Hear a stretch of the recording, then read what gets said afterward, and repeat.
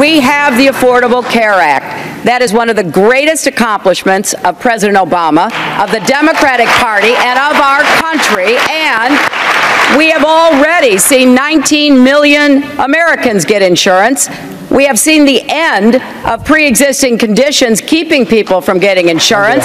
We have seen women no longer paying more for our insurance than men, and we have seen young people up to the age of 26 being able to stay on their parents' policy. Now, there are things we can do to improve it, but to tear it up and start over again, pushing our country back into that kind of a contentious debate, I think is the wrong direction. I have to talk about something that's actually working in our state.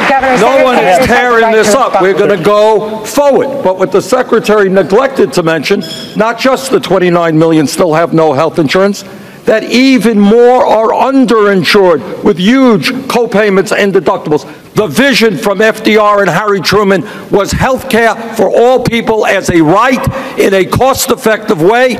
We're not going to tear up the Affordable Care Act. I helped write it.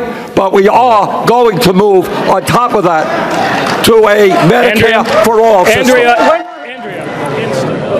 You know, Eugene, what was interesting there about Bernie Sanders' defense of his larger proposal is some of the talking points were Republican talking points that you hear about complaints about Obamacare. Large premiums, underinsured. Where have I heard that before?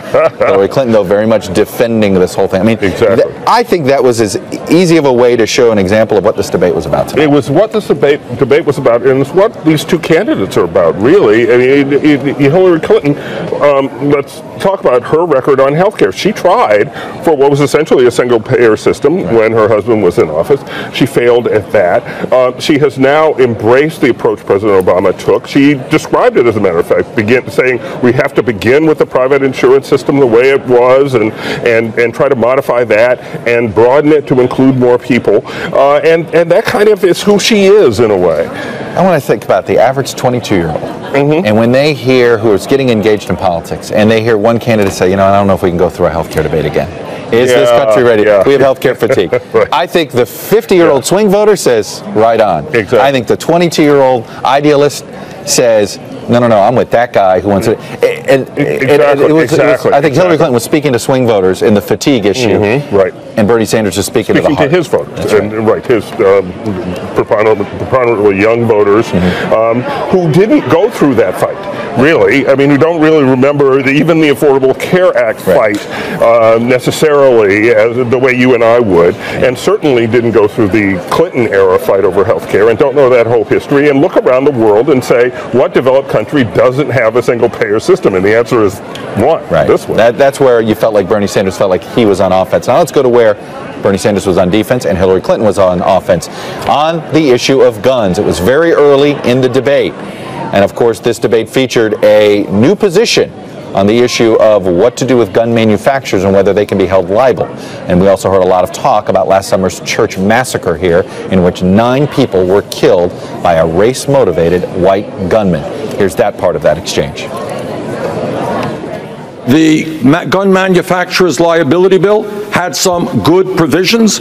Among other things, we prohibited ammunition that would have killed cops who had protection on. We had child safety protection on guns in that legislation. And what we also said is a small mom and pop gun shop who sells a gun legally to somebody should not be held liable if somebody does something terrible with that gun. I have made it clear, based on Senator Sanders' own record, that he has voted with the NRA, with the gun lobby, numerous times. He voted against the Brady bill 5 times. He voted for what we call the Charleston loophole. He voted for immunity from gun makers and sellers, which the NRA said was the most important piece of gun legislation in 20 years. He voted to let guns go onto Amtrak, guns go into national parks. He voted against doing research to figure out how we can save lives.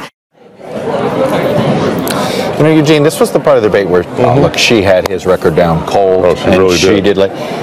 And he just struck, during this portion of the debate, this was Bernie Sanders, a guy who's been in Washington a long time trying to explain complicated votes. Exactly. And one thing he wouldn't explain, he wouldn't really address, was the premise of the whole discussion, which is that he just changed his position on holding gun manufacturers liable, or rather legislation that has kept them from liability. Giving them immunity from liability. Exactly. Yeah. And he supported that, and all of a sudden now he doesn't support that. He was asked directly about that, and that's the one point. I mean, Bernie Sanders, his whole thing is, I'm a straight talker.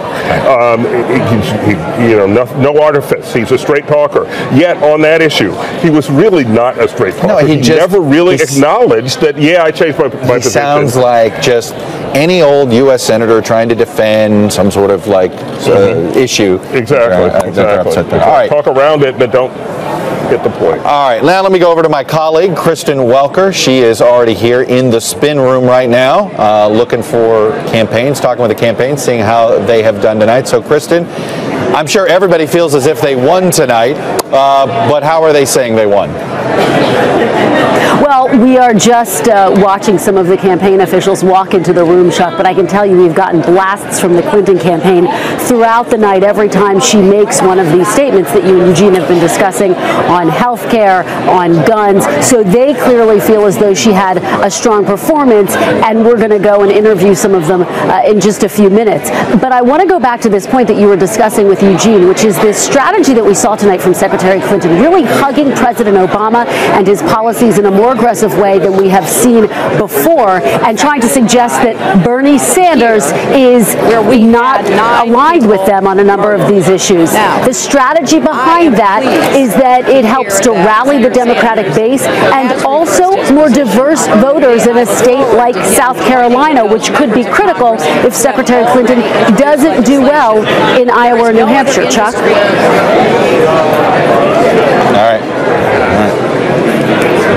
All right, Kristen, well, we shall see what they start saying. We're going to take a quick break, and when we come back, we're going to hear what some of the Republicans are saying about tonight's debate, going out to New Hampshire, where a lot of them are campaigning tonight. We'll be right back.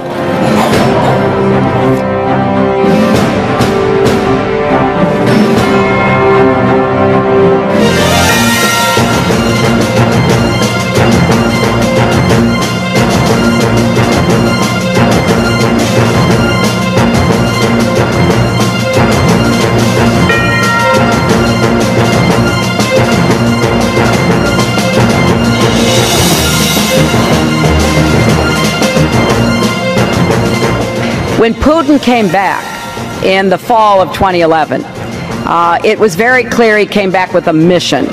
And I began speaking out as soon as that happened, because there were some fraudulent elections held and Russians poured out into the streets to demand their freedom. And he cracked down and, in fact, accused me of fomenting it. So we now know that he has a mixed record, to say the least, and we have to figure out how to deal with him. What's your relationship with him? Well, my relationship with him, it's interesting. It's it's one, I think, of respect. We've had some very tough dealings with one another, and I know that he's someone that you have to continually stand up to, because, like many bullies, he is somebody who will take as much as he possibly can unless you do.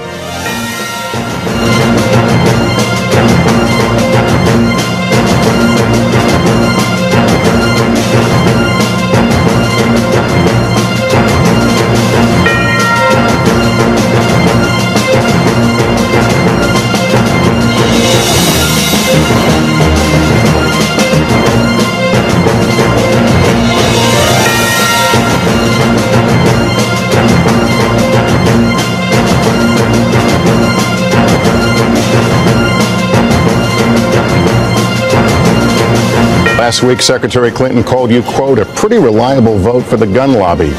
right before the debate, you changed your position on immunity from lawsuits for gun manufacturers. Can you tell us why? Well, I think Secretary Clinton knows that what she says is very disingenuous. I have a D- voting record from the NRA. I was in 1988. There were 3 candidates running for Congress in the state of Vermont. I stood up to the gun lobby and came out and maintained the position that in this country, we should not be selling military-style assault weapons. I have supported from day one an instant background check to make certain that people who should not have guns do not have guns.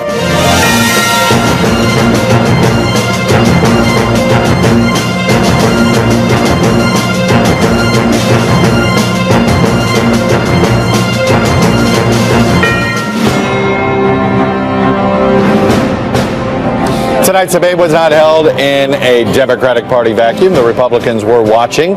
Many of them were tweeting. The Republican Party even had a little gimmick that they tried to do here in Charleston. Well, let me check in with Hallie Jackson. She's in Manchester, New Hampshire. She's been covering the Republican side of this campaign for months. So, Hallie, what did you hear tonight from Republicans who were watching this debate? And a couple of key takeaways here, Chuck. One of the big ones seemed to be just how far apart both parties are on the issues that are priorities to their base. In that first question, you heard the Democrats talk about strengthening the economy, improving health care access, uniting the divisions in this country. No mentions of national security, of ISIS, of the war on terror.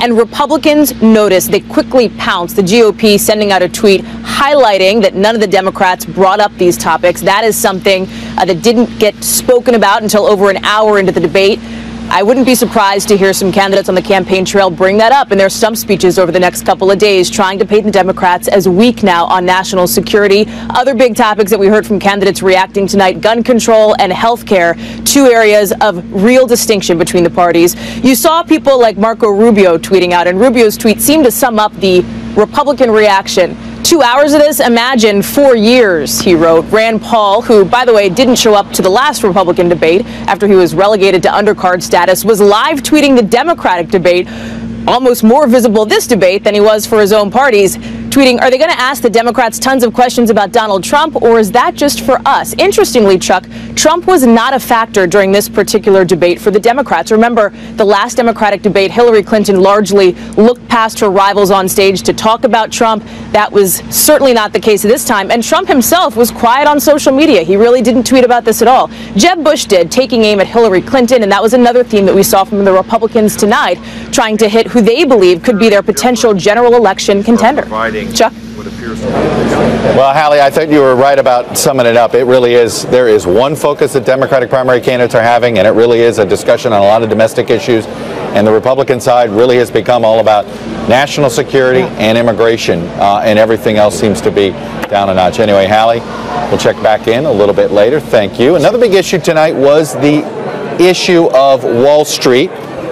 In this election, Bernie Sanders was on the attack while Hillary Clinton was on the defensive.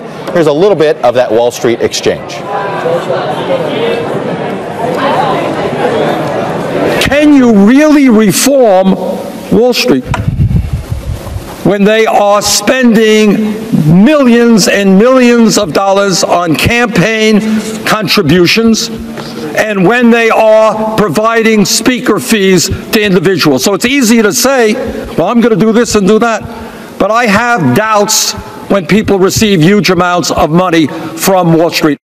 2, 3, 4, 5, 6, 7, 8, 9, 10.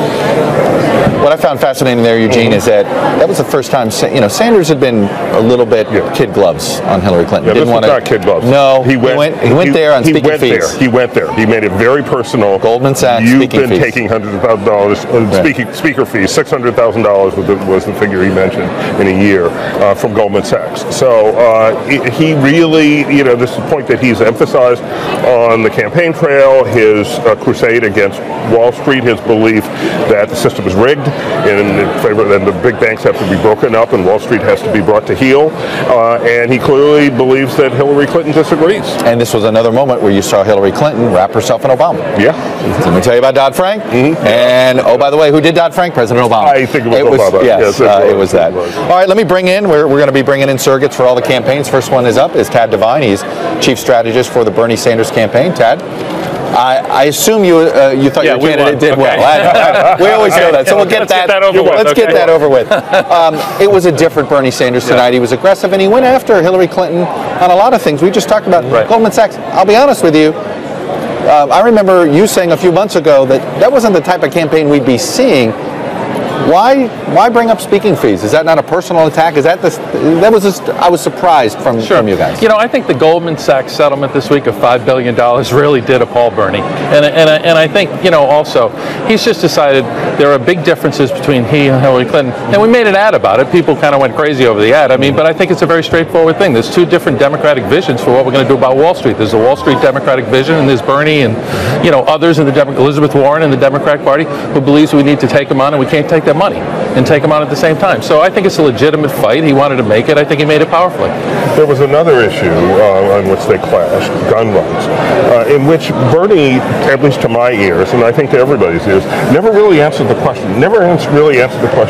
Why did you change your position on immunity for gun rights? Well, listen, he said a couple of months ago that he'd be open to look at it. Now, a piece of legislation came to him a couple of days ago. He said he's comfortable supporting it. He wants an amendment in it, an amendment that basically says we should protect mom and pop gun stores. Okay, and you know, change position. Listen, characterizing Bernie Sanders as a guy who's terrible on guns, which is what Hillary Clinton and her campaign is doing, is just not true. He's a D- NRA life-rated guy from a rural state. He has the best record of anybody in Vermont on that issue from the gun safety perspective. But you know, it's interesting, Ted. Look, to my ear, you hear Bernie Sanders on every other issue. He wants to make big changes. He's ready to sort of break up big systems, this or that. On the gun issue, he sounded like another Washington politician. Well, yeah, that's not what I heard. You know, listen, I know his record on guns. I know in 1988 when he ran for Congress for the first time, he lost that race, probably because he said he would support a ban on assault weapons. You know, I know he supported background checks since the early 90s. I know he's been strong on a lot of these things. Yeah, there's been a few issues with it and differences, but to try to take that and to say this guy is terrible on the issue is just a bridge too far. And I think that's why Hillary's attack on this is going nowhere. Well, it's not necessarily saying he's terrible on the issue, but to say that he is out of step with the Democratic mainstream on this issue, I think that would be a fair thing to say. I don't, and I'll tell you why, because he's got a record of voting for a number of common sense gun safety measures, like background checks, close the gun show loophole, get rid of the straw man provision. You know, he's got a lot of votes in his record, and I just think, you know, if he was, Howard Dean had an A rating, if he was the current governor of Vermont had an A rating, if he was other politicians from rural states and had A ratings, you know, Ted Strickland, okay, A+ rating, well, that would be fair. I get it, but I don't think it's going to stick to him because he has a lot of very strong votes when it comes to guns. The truth is. Let me ask you, though, where do you guys go from here? You know, when it comes to, it was clear that Hillary Clinton's strategy was wrap herself in President Obama. Yes, I noticed that. Right. Yes. But it does imply that you guys are you wanting to build upon President Obama's legacy, or does he want to change a lot of things? It seems like he thinks Dodd-Frank didn't work. He thinks like Obamacare didn't work. What is it? You know, he does want to build on President Obama's legacy. He recognizes that the president came into office at a time when this country faced perhaps a second Great Depression, that the president had to lead us out of that, and he did. But Bernie wants to take us in a different direction. His policies are different. He believes health care is a right for all. We presented a plan for it. He believes, you know, his foreign policy, I think a lot of it, he's very similar to what President Obama does, and I think, frankly, Hillary Clinton is a lot more aggressive in a number of areas when it comes to military intervention, for example. So I think, yes, he wants to build on President Obama's policies, but Bernie wants to take us in a different direction, away from a party that's too beholden to Wall Street. He believes the economy is rigged, it sends too much wealth to the top, and is held in place by a corrupt system of campaign finance. That's our message. You got it all in. Tad Devine, Chief Strategist for Senator Sanders. Thanks for coming on. Thank you. Appreciate it. All right. Let me take you over to Kristen Welker right now. I believe she has one of the actual candidates who is on that stage, none other than former Maryland Governor Martin O'Malley. Kristen, take it away. I do indeed. Chuck, hi there. Governor O'Malley, thank you so much for joining us. Appreciate it. You. How did you think the debate went? Do you think you broke through tonight in a way that you haven't in these past debates? Well, every time we have one of these debates, we exceed expectations, and that's what you have to do as a challenger. So it's a rough format. They tell you up front, you know, that all of the questions are going to the front runners, and you have to jump in. But I thought we did a very good job tonight of laying out a vision for a new generation of leadership. Alone on that stage, I've actually gotten things done as an executive, whether it was healthcare, care or comprehensive gun safety legislation. And so I enjoyed tonight. Let's talk about guns. That was one of the most heated moments of the debate. Your argument essentially to Secretary Clinton and to Senator Sanders was that they've both flip-flopped on this issue. Is that really fair? And do you think that you moved the needle in that argument in any way? And is Bernie Sanders in some ways being disingenuous by changing his mind on the issue yesterday? Well, I think the reason we haven't gotten things done in Washington on this is because it was standard procedure for politicians, senators, congresspeople to kind of go back and forth on this issue. There's been no moral clarity on this in our Congress for a long time. So, yes, I believe it is true that Secretary Clinton and Senator Sanders have both flip-flopped a lot on this issue. I have not. Since 2003, I've been advocating for a ban on combat assault weapons, and then alone on that stage, I'm the only one that actually got it done as a governor, and we didn't interrupt a single deer hunter's hunting season because of it. But is that realistic given the current state of Congress to get a ban on assault weapons? I believe it is. I believe we can't give up. And look, I laid out 7 different executive actions that I would take, and I'm heartened by the fact that President Obama has taken some of them. We have to keep moving towards this consensus and putting it together. You can't relent. You can't give up. You and I are talking about health care. You say that you see Bernie Sanders' health care plan as a tax on the middle class. Did you need to be more aggressive on that point tonight to break through? Well, I thought Secretary Clinton was being pretty aggressive on that. But look, did you need to be more aggressive? You're the one who needs to see your poll numbers go up. Yeah, well, look, I thought I was relentless and aggressive in talking about the fact that I've actually created a way to make the Affordable Care Act work that reduces hospital costs, that moves to global payments, and that was something I wasn't allowed to do by format in the last 2 debates. So I picked my moments. I didn't want to be part of their back and forth squabble, really. I'm a former mayor, I'm a former governor. I'm about getting things done and actually making things work, and that's what we're doing with health care. And the New England Journal of Medicine, in fact, did an article just 3 weeks ago saying this is actually working. This is reducing costs, this is keeping people well, and this is what the future of health care could be. And Governor O'Malley, let's talk about your broader campaign. Your polls are in the single digits. At what point, or do you reach a point when you say you're not seeing the increase that you need to see to stay in the race? Well, I intend to let the people decide, especially the people of Iowa, where I've spent so much time, and then New Hampshire will decide. So that's what our democracy is all about. There are many candidates who have been where I am in the polls, and then the people of Iowa have a way of lifting up a new leader and introducing that person to the rest of the country. So I'm excited about caucus day, and I'm going to continue to let the people decide and trust their judgment. And just finally, do you ever get daunted when you wake up and you see the poll numbers stuck there? Yes, except that I've seen John Kerry, I've seen Jimmy Carter, I've seen many other candidates who are in a similar position. With total respect for you and your colleagues, you rarely ever get it right when it comes to calling what the outcome of the race is going to be. And the people of Iowa aren't going to be pushed around. They make up their own mind. All right, Governor O'Malley, thank you so much. Hey, thank you. Appreciate it. Chuck? Thank you, Kristen. When we come back, we're going to hear from the Clinton campaign. None other than John Podesta, the chairman of the Clinton campaign, will join us to assess how he thinks his candidate did. We'll be right back.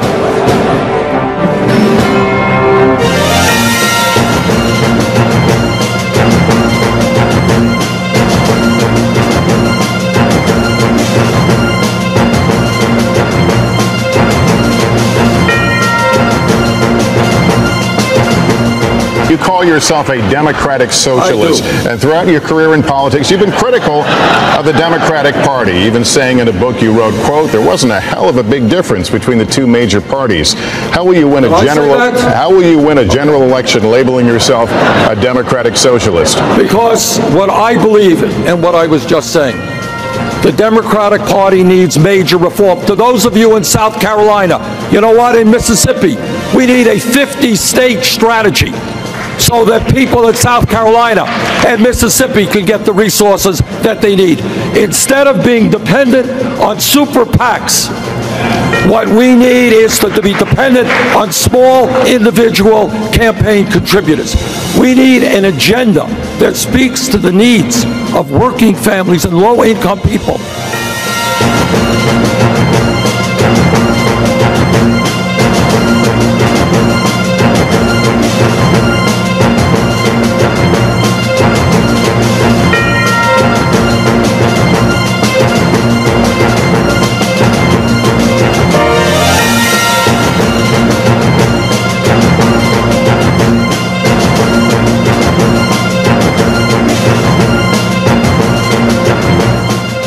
The most recurring question I get when I stand on the chair all across Iowa and talk with my neighbors is, how are you going to heal the divisions and the wounds in our country? This is the biggest challenge we face as a people. All my life I've brought people together over deep divides and very old wounds, and that's what we need now in a new leader.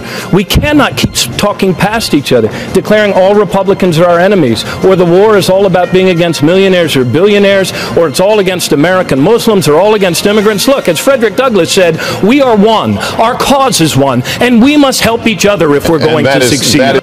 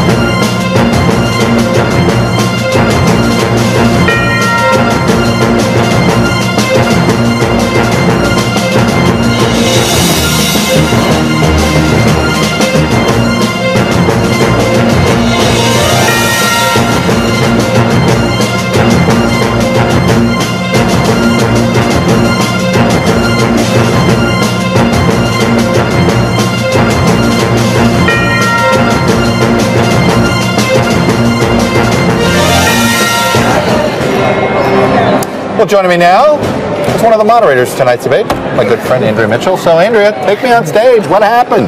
What was it up there? It was so stressful. You could feel the energy between those two candidates, you know, obviously Clinton and Sanders, because this race is so tight.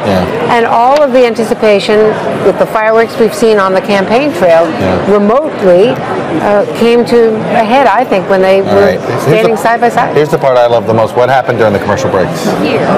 They went off. You know, they went off to their corners backstage. O'Malley was kind of schmoozing around, but they went off. I saw them. I know. I saw him come up to you guys at one point. And I'm like, uh-oh. I wonder if he's complaining about time. No, usually candidates do that to the moderators. He said I wanted to say something about opiates. Okay. I mean, we covered, I think, a lot of substance. It was a very substantive debate. They felt good about that. And we didn't talk too much about Donald Trump. Well, there you go. It was a Democratic It was a Democratic debate for Democratic primary voters. Just the way you do, just like a Republican debate is for Republican and primary I do think that the fact that tomorrow's Martin Luther King Day, and that we're in Charleston a block or two from Mother Emanuel, and it was the Congressional Black Caucus Institute as one of the sponsors. We wanted to talk about these issues of Black Lives Matter. Could you feel the feelings in the room? I felt like the room had a favorite. And it was hard for me to tell. It was interesting because you were at the high shot. A little bit, yeah. It was very interesting. I felt like the room certainly was more open to Hillary Clinton than anybody else. It was very interesting. Well, she's got a lot of roots here, a lot of strength. That's for sure. All right, we're going to check in with the Clinton campaign. I'm going to bring in the Secretary Clinton's campaign chair, John Podesta. Mr. Podesta, good to see you, sir. Nice to be with you, Chuck. A lot of pundits are saying this is the Bernie Sanders debate. Our friend Chris Eliza called him the winner, called you guys the loser, not because she did badly, but because the debate was so focused and the spotlight was on Sanders, partially because he did a lot of things you guys have been asking him to do, and he did them in the last 12 hours. He changed his vote changed his position on the gun immunity thing, put out a tax plan, put out a health care plan. Well, look, I think he came in a little bit on the defensive because people are starting to finally look at both his record and his policies. And I think on the issue of guns, he did flip his position on liability. Secretary Clinton pressed him to do the same thing when it came to the Charleston loophole, the loophole that permitted the killer at Mother Emanuel to obtain that gun. He didn't go as far as he did on liability. I thought that he reacted to the issues that she had raised around health care and threw out a whole new health care plan tonight after introducing the same plan for 9 times over 20 years. So I think that, yes, he was doing a lot of talking, but he was doing a lot of explaining about both his record and his positions. Do you feel like a night that while the debate may have been dominated by Bernie Sanders, do you think that was a good thing for your campaign? Yeah, I think it because, well, I think it opened up a lot of issues. I think that, again, Hillary was, I think, the only person on the stage that could really do all aspects of the job. I thought she absolutely dominated the foreign policy section. That was a smaller section of the debate. She talked very passionately on racial justice, and not only on criminal justice issues, but that close that she did on the racial disparities that we saw play out in Flint, and the passion that she brought to that, and the results that she gets when she puts her mind to it, I thought was really helpful. How concerned are you about the resonance of his Wall Street attack mode and what he says about campaign finance reform? Do you think she's vulnerable on that? Because it seems to be picking up speaking fees. I mean, he went right to speaking fees. He went there, well, and the young vote, the Iowa vote. I mean, he's tapping into something there. Look, I think we need to reform our campaign finance system, and Hillary said that she would take an aggressive approach to that, appoint Supreme Court justices that would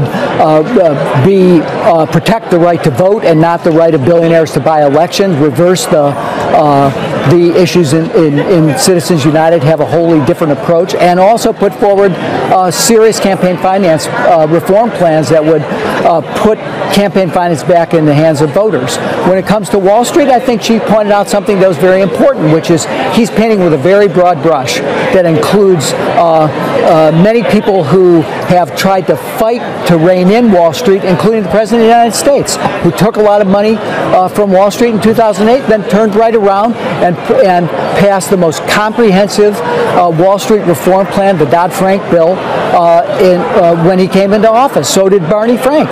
So I think that, and who's written about this. So I think you got to look at what people will actually do in office, as well as, I think it's fair for him to raise these issues. But the question is, what are the plans putting forward, and what will you do when you're in office? It's fair to say that she wrapped herself in President Obama at times. I can't tell you how many times we had a whole sheet here of all the different times that she said, I'm going to build upon what President Obama started on here, and it was just. Well, look, I think she wants to build.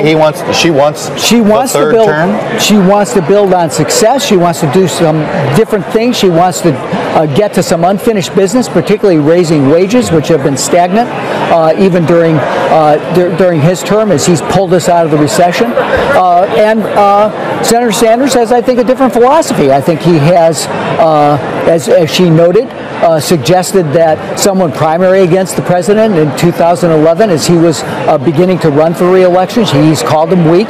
So I think that he has a different view. He wants a more radical change from where we're going. I think she believes that the president's done a good job and wants to build on that success, build on the success, particularly of the Affordable Care Act. And, Bernie has different views. How concerned are you about losing Iowa? How concerned are you about losing Iowa? Look, I think we have a great organization there.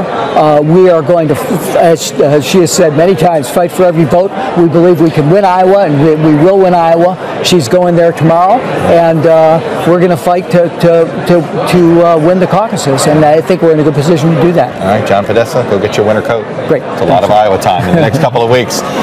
YouTube, of course, was a partner in tonight's debate with ourselves here at NBC News, and we heard from some interesting YouTube contributors during the debate.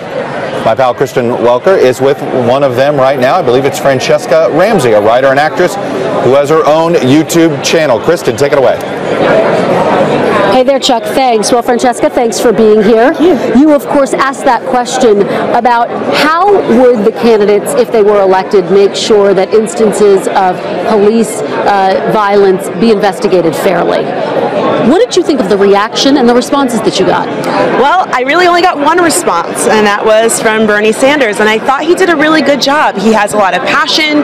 It's clear that he really cares about the issue, and I was so glad that he talked about the fact that there should be regulations for if someone dies in police custody, and that's something I would really like to see moving forward. I was disappointed that not everyone got to answer. Was there anything that you wanted to hear him say that he didn't say? No, I felt really good about his answer. You know, I think that we need to make sure that we have an impartial, group to come in and make sure that these instances are looked at in a fair way. And I think the Department of Justice is the way to go on those issues. And tell me why this issue matters and resonates for you personally.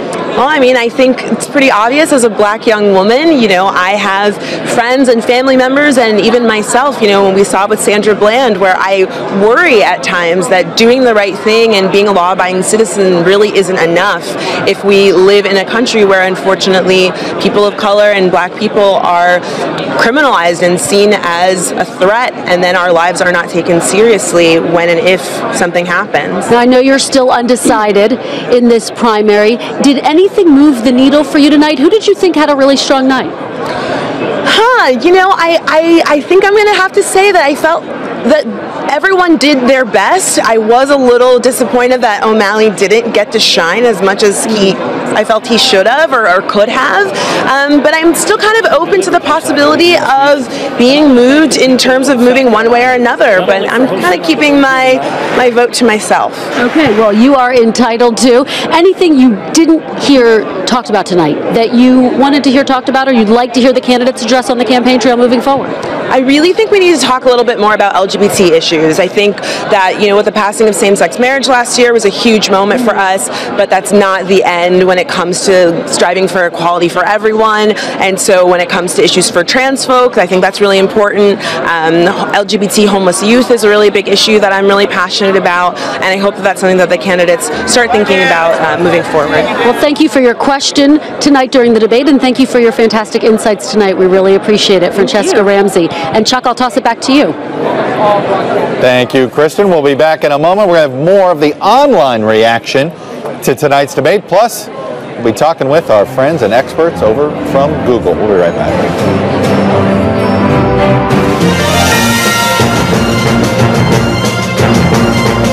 Where we disagree is the comments that Senator Sanders has made that don't just affect me, I can take that, but he's criticized President Obama for taking donations from Wall Street.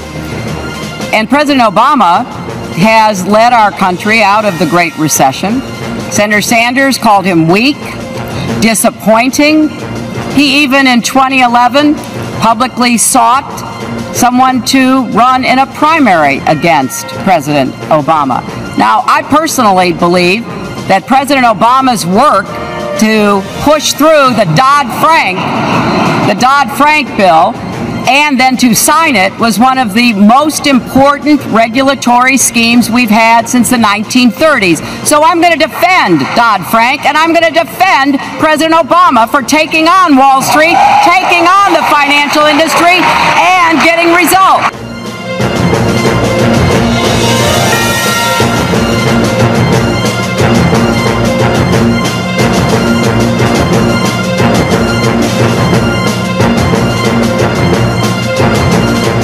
What is correct, and I'm disappointed that Secretary Clinton's campaign has made this criticism. It's a Republican criticism.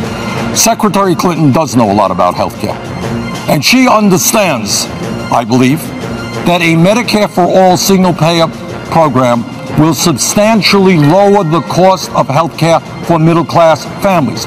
So what we have got to acknowledge, and I hope the Secretary does, is we are doing away with private health insurance premiums.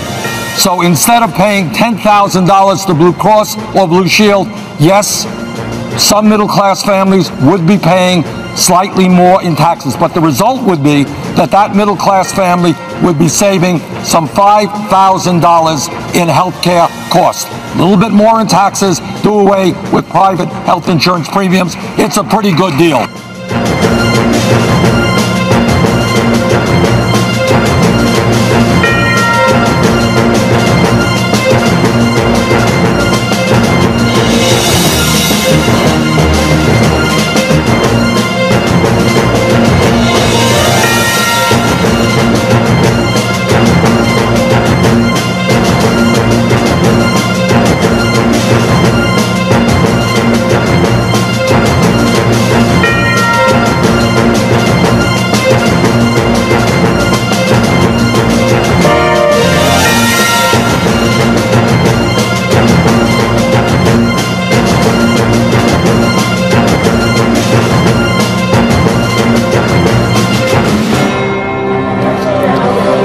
Well, throughout the evening, we've been tracking reaction online, and helping us in that effort is Daniel Seberg over at the Google News Labs.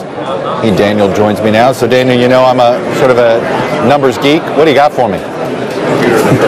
Hey Chuck, we got lots of numbers. We love numbers at Google. We've been tracking the data all night over the course of the debate, minute by minute, and we'll start with search interest around the candidates. And if we look at a national map, we can see that the highest number of searches were around Bernie Sanders, and you can see that across the country. So this is reflective of people wondering about maybe something he said, different policy issues and that kind of thing, but a pretty clear indicator of where a lot of the search interest went. We also found a lot of interest around Goldman Sachs as a trending term, a spiking term, if you will. In fact, at one point, it spiked about 758% over the 2 hours of the debate. We heard it come up in the course of Bernie Sanders talking about big banks, Hillary Clinton referencing it a number of times. So people wanting to know a little bit more about Goldman Sachs itself. And then we also saw a lot of search interest around Iran as a country that came up in the context of the nuclear accord. And people had some questions, and they turned to Google to get some clarity on that. So we saw things like, is Iran Sunni or Shia? Why are we giving Iran money? Is Iran now able to join the world economy? Just some of the questions that people had as they heard it mentioned during the course of the debate. And then finally, gun control, we know, was a big topic over the course of the entire debate, and we saw spikes with both candidates. I should say all three candidates, but primarily when we're talking about Hillary Clinton, we could see a 200% spike over the course of the 3 hours. And then with Bernie Sanders, we saw a slightly higher increase at about 350% over the course of those 3 hours. Just some of the trending terms, of course, healthcare was in there, some issues around the economy. All of this data available at google.com/trends if the data geeks out there like you and me want to dive into it even further. Daniel, I can't get over your map. You were showing the candidates and you had all these nice colors. Bernie Sanders was purple and the whole country was purple. I mean, that says a lot right there. I mean, I go back there. Not a single state where either Clinton or O'Malley topped Sanders in interest. Is that the best way to look at that? In Google searching interest by state? That is how to look at it. Hard to know, looking at that map, how much more search interest there was for Bernie Sanders, depending on which state. But certainly, if you look at the map nationally, that was the most amount of search data was around Bernie Sanders. For whatever reason, again, it could be whether people agreed with what he said or not. Could be positive or negative, but people right? certainly had a lot of search interest. Yep, exactly. All right, Daniel, thank you, sir. Appreciate it. Well, right here in Charleston, as many know, what happened in this city exactly 7 months ago is still very fresh, and it's a very fresh memory for this community. A race-motivated white gunman first went and prayed and then shot and killed 9 African Americans during a Bible study meeting at the historical Emmanuel African American Methodist Episcopal Church. One of the steady voices in the days after the tragedy was that of Democratic Congressman Jim Clyburn of South Carolina, and he joins the table right now. Congressman, always good to see you, sir. Oh, thank you so much for Thank you for having me. hosting us. It's great Nice to be for here coming. at Charleston. I appreciate it. You're still neutral in this race, I believe. Yes. And you plan on staying neutral, and how long will you stay neutral? I don't know. You know, I made a promise to the National Party that I would stay out of it if they were to give South Carolina this spot. The early spot here? Yeah. And so I've kept that promise thus far. But with each passing day, I'm getting more and more emotionally involved in this discussion. Okay, well, all right then. And I'm not going to You're getting emotionally involved with? Yes. Well, with the whole campaign, I'm very concerned about the future. I have a new grandson, and I'm thinking about what this country is going to be like for him. Of course, I got two grandkids in college, and I'm thinking about what graduation is going to be for them and what will they find after graduating. And I'm just getting a little more emotionally involved. So, what did you think up there? Hillary Clinton, Bernie Sanders. Look, this is a two-candidate race. Yeah. It's clear from the polls, with no disrespect to Governor O'Malley, but I think we've seen what happened. Who do you feel like got the upper hand tonight? Oh, I don't think either one of them got the upper hand. I think on on foreign policy issues, it's clear that Hillary is far advanced of Bernie on that issue. On the domestic side, income inequality, these issues that are burning at people, I think Bernie acquitted himself very well with those issues. But I would say neither one of them hurt themselves tonight. Okay. And here in South Carolina, people have talked about how Bernie Sanders is doing so well in Iowa, obviously ahead in New Hampshire, and that this is her firewall. He has some traction in Nevada with the unions as well, another caucus state, but when he comes down here to South Carolina, she has to do well, and she's reportedly, so far ahead. What's happening with him here, though, in his attempt? He's working so hard to try to build his credibility with African Americans in particular, and with South Carolinian Democrats. Well, at the moment, this is a firewall for her, no question about that. She's way ahead in South Carolina.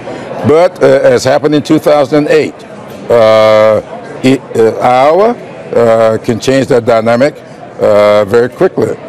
If it's close in Iowa and New Hampshire, she could lose both those states and not get hurt badly. In fact, it doesn't even have to be close in New Hampshire if it's close in Iowa.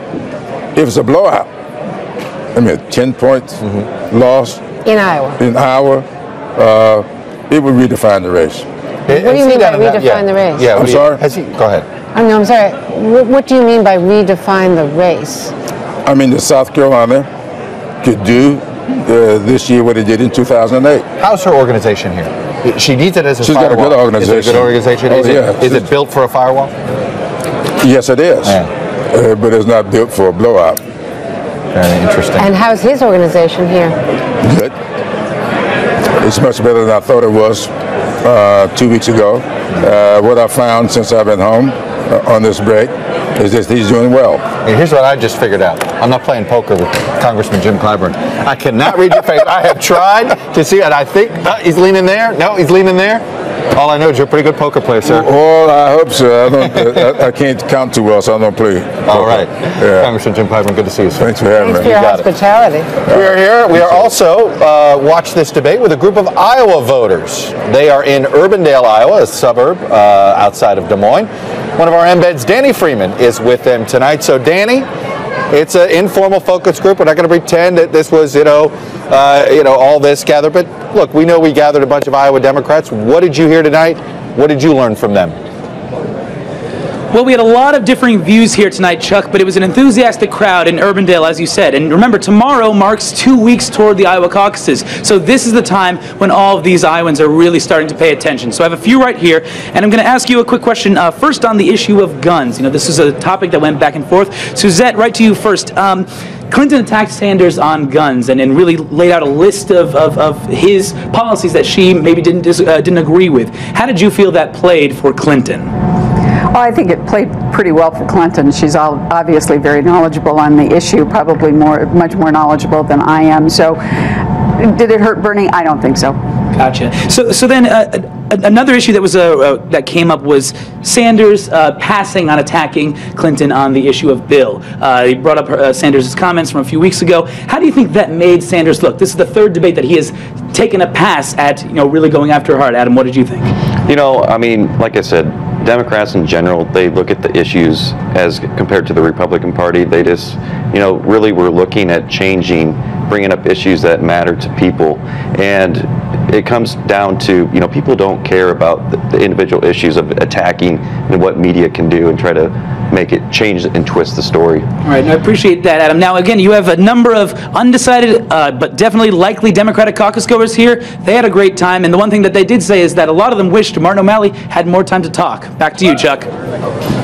Well, I think Martin O'Malley would agree with him there. Anyway, Danny Freeman, great job there. One of our embeds in Iowa. I'll be seeing you soon. Getting my winter coat ready for the final sprint. We'll be back in a moment. We'll have the chair of the Democratic Party right here, Debbie Wasserman Schultz.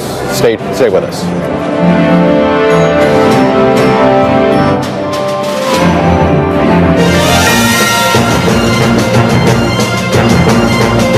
This This is the first time that a spouse of a former president could be elected president. You have said that President Clinton would advise you on economic issues, but be specific if you can.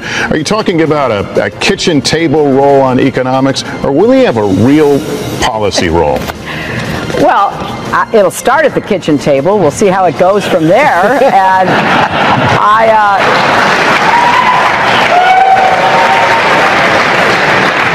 I'm going to have the very best advisors that I can possibly have. And when it comes to the economy and what was accomplished under my husband's leadership in the 90s, especially when it came to raising incomes for everybody and lifting more people out of poverty than at any time in recent history, you bet I'm going to ask for his ideas, I'm going to ask for his advice, and I'm going to use him as a goodwill emissary to go around the country to find the best ideas we've got.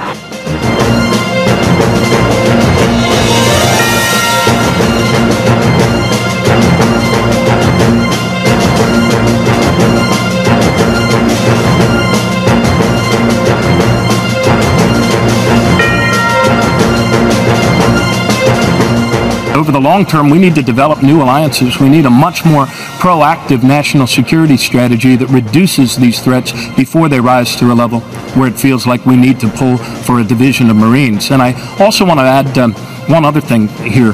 I appreciate the fact that in our debate, we don't use the term you hear Republicans throwing around, trying to look all bravado and macho, sending other kids into combat. They keep using the term boots on the ground. A woman in Burlington, Iowa said to me, "Governor, when you're with your colleagues, please don't refer to my son, who has served 2 tours of duty in Iraq, as a pair of boots on the ground." We need to be mindful of learning the lessons of the past.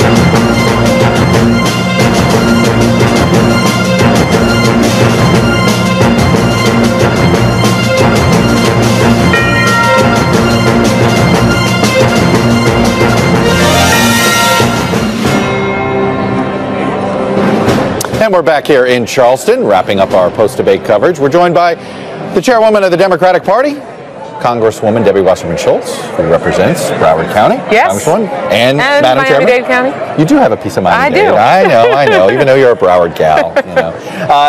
All right, straightforward. How'd you feel like this debate went as far as the Democratic Party is concerned? You know, for the Democratic Party, we put our best foot forward tonight. We had 3 candidates really show why they deserve any one of them to be commander-in-chief, focused on the issues that are important to Americans, drew a dramatic contrast between the food fight that they had on the Republican stage on Thursday night. Republicans continue to double down on who they're going to deport and who can deport them faster, on which religion they're going to bar from entering the country just based on who they are. Our candidates talked about how to make sure people could get good access to health care, a good education. Were you nervous at all that they were getting a little too, this is the first debate where they went at each other a little bit. Were you a little nervous that it was going to get too harsh? It's a debate. Yeah. It's okay. So you don't mind it? No, especially because they stuck to the issues. They drew maybe sharper points on how they'd approach different issues, but it was really substantive. And Jim Clyburn just told Chuck and me that if Bernie Sanders has a blowout in Iowa, it's going to redefine the race here in South Carolina the way it did in 2008. Well, I think that we are going to continue to have a robust and spirited primary, and it's going to be competitive, for a little while. And once the voting starts, like every election cycle, we'll see what happens. All right, I have to leave it there. That's okay. Because our marathon coverage is finally coming to an end. Madam Chairwoman, thanks for coming on here. Andrea Mitchell, terrific job. You and Lester was wonderful. This was a very spirited Democratic debate, as you saw. Some contrasts were being drawn. It was a large focus on Bernie Sanders. It was Hillary Clinton wrapping herself a bit in President Obama. The march to Iowa now begins. 15 days, 2 weeks from tomorrow, are the Iowa Democratic caucuses. You're going to be able to watch all of this on NBC and MSNBC. I'm Chuck Todd in Charleston. For all of my colleagues at NBC News and MSNBC, have a good night.